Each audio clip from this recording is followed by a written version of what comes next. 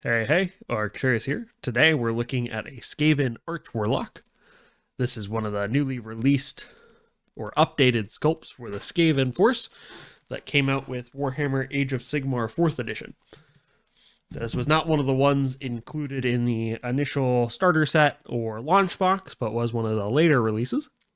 It's a very nice update, as I believe the previous model was actually an old version of Ikit Claw, who no longer has a model, I think, but they did use a very similar type miniature here. So here we have the Arch-Warlock.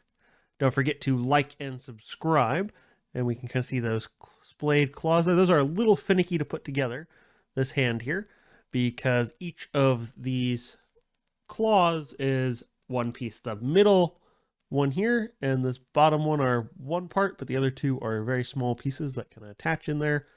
And this gauntlet is like 5 pieces, not including the claw. I think it's only 3 or 4 pieces, not including the claw. Lots of little finicky parts on this one. Lots of small tubing connections as well. So you can kind of see where those kind of joints go in there. This would make a pretty cool... this would make some pretty good additions to an AdMech army as well, with the Clan Skyer parts and stuff. Would be some good parts to kit bash with.